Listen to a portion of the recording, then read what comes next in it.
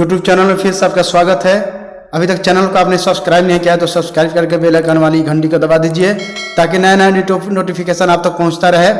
स्कूलों में 15 अप्रैल से 15 मई तक गर्मी की छुट्टी सिर्फ बच्चों के लिए, शिक्षकों के लिए नहीं है। के पाठक का ज़माना है, इसमें शिक्षकों को अच्छी कार्रवाई की जा रही है और उन पर जो है ठोस कार्रवाई की जा रही है, उनको छुट्टी नहीं मिलने वाली है। सरकारी स्कूलों में 15 अप्रैल से गर्मी की छुट्टी घोषित की जाएगी जो 15 मई तक रहेगी। शिक्षा विभाग के आदेश के अनुसार 15 अप्रैल से 15 मई तक केवल कक्षाएं स्थगित रहेंगी, स्कूल खुले रहेंगे। शिक्षकों को प्रतिदिन स्कूल आना है, उनको नहीं छुट्टी मिलेगी। एसटीएफ ने नोएडा से दबोचा 3 साथियों के साथ मिलकर रची थी साजिश।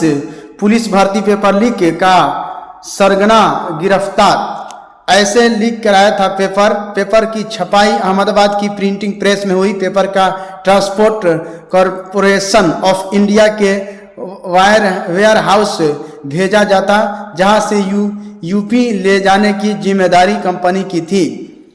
आरओ भर्ती परीक्षा के पेपर लीक में भी राजीव का नाम। मैट्रिक परीक्षा में से वंचित छात्रों के लिए फॉर्म भरने का अंतिम मौका। मैट्रिक वार्षिक परीक्षा 2024 से वंचित छात्रों को बिहार विद्यालय परीक्षा समिति ने एक और मौका दिया। कंपार्टमेंटल सब विशेष परीक्षा के लिए आवेदन प्रक्रिया बुधवार से शुरू हो गई है। 9 अप्रैल तक परीक्षार्थी आवेदन कर सकते हैं। इसके लिए परीक्षार्थियों को secondary.biharboardonline.com पर आवेदन करना होगा। मैट्रिक कंपार्टमेंटल सब विशेष परीक्षा 2024 में भाग लेने वाले परीक्षार्थियों का ऑनलाइन आवेदन भरना और शुल्क जमा करना होगा। मैट्रिक की विशेष परीक्षा में नियमित कैटेगरी के वे विद्यार्थी शामिल हो सकते हैं जिन्होंने सेंटर परीक्षा तो उत्तीर्ण कर ली है लेकिन किसी कारणवश मुख्य परीक्षा में शामिल नहीं हो सके। मुख्य परीक्षा शामिल वैसे परीक्षार्थी जो 2 विषयों में फेल हो गए थे वह कंप्यूटर परीक्षा में शामिल हो सकते हैं। अलग अलग परीक्षा शुल्क निर्धारित किया गया है। विशेष परीक्षा अप्रैल के अंतिम सप्ताह में होगी। परीक्षा समिति के अध्यक्ष अनंत कुशल ने बताया कि 31 मई तक रिजल्ट भी जारी कर दिया जाएगा। सक्षमता परीक्षा जो टीचर पास हो गए हैं, जिनका नंबर अधिक आया है,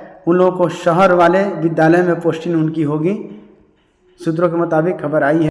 पटना में ही शिक्षकों की काउंसलिंग होगी। बापू परीक्षा भवन में होगी काउंसलिंग शिक्षकों की। नियोजित शिक्षकों की जो सक्षमता परीक्षा पास की है उनकी काउंसलिंग होगी। 15 अप्रैल से शिक्षकों की काउंसलिंग होगी।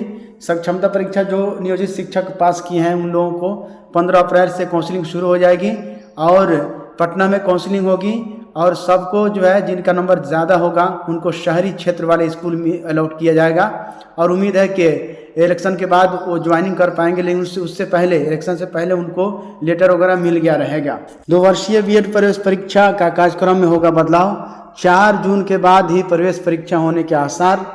2 वर्षीय बीएड में नामांकन के लिए आयोजित होने वाली प्रवेश परीक्षा सीईटी के कार्यक्रम में बदलाव होगा। 9 अप्रैल से आवेदन की प्रक्रिया शुरू होनी थी और 30 मई तक प्रवेश परीक्षा की तिथि निर्धारित की गई थी। परीक्षा का आयोजन कर रहे एलएनएमयू के नोडल पदाधिकारी प्रोफेसर अशोक कुमार मेहता ने बताया कि नई तिथियों की घोषणा जल्द की जाएगी। नियोजित शिक्षकों को कोर्ट से राहत। सक्षमता परीक्षा में फेल होने या परीक्षा न देने पर भी बने रहेंगे शिक्षक। हाईकोर्ट का आदेश हटाने का फैसला सरकार ने लिया ही नहीं था, विजय चौधरी ने कहा है। पटना हाईकोर्ट ने राज्य के नियोजित शिक्षकों को बड़ी राहत देते हुए कहा है कि सक्षमता परीक्षा में फेल होने या परीक्षा न देने पर भी वे अपने पद पर बने रहेंगे। हाईकोर्ट के इस फैसले से राज्य के लगभग 3.5 लाख नियोजित शिक्षकों की बड़ी राहत मिली है। मुख्य न्यायाधीश के विनोद चंद्रन एवं न्यायाधीश हरीश कुमार की खंडपीठ ने बिहार विद्यालय विशिष्ट शिक्षक नियमावली 2023 को चुनौती देने वाली याचिकाओं पर अपना फैसला सुनाते हुए इसे आंशिक स्वीकृति दे दी है। हाईकोर्ट ने नई शिक्षक नियमावली के रूल 4 को निरस्त कर दिया, जिसके तहत सभी शिक्षकों को सक्षमता परीक्षा उत्तीर्ण करना आवश्यक था।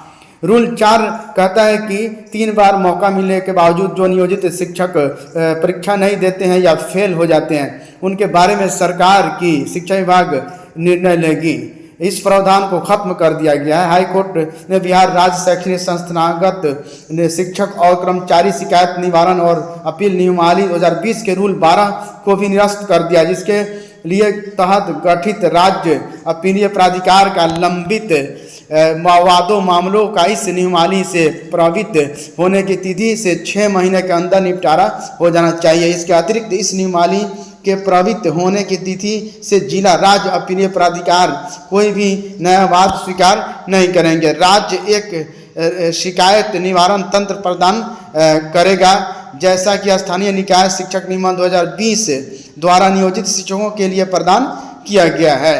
राज्य सरकार कैरियर में प्रगति के लिए भी प्रावधान करेगा तथा विभिन्न संवर्गों में एक अनुपात निर्धारण करेगा ताकि प्रत्येक संवर्ग में प्रत्येक व्यक्ति राज्य द्वारा निर्धारित उचित शर्तों के अधीन प्रोन्नति के लिए विचार किए जाने का हकदार होगा। इसके साथ ही हाईकोर्ट ने राज्य सरकार द्वारा ली गई सक्षमता परीक्षा को भी सही ठहराया, जिसके तहत सक्षमता परीक्षा में उत्तीर्ण शिक्षकों को विशिष्ट शिक्षक का दर्जा दिया जाएगा। इस मामले में याचिकाकर्ताओं के पक्ष वरीय अधिवक्ता वाईवी गिरी, वरीय अधिवक्ता DS नायडू, वरीय अधिवक्ता योगेश चंद्र वर्मा, अधिवक्ता प्रियंका सिंह, अधिवक्ता प्रिंस कुमार मिश्र समेत अन्य ने रखा। राज्य सरकार का पक्ष महाधिवक्ता PK शाही एवं अधिवक्ता विकास कुमार ने रखा।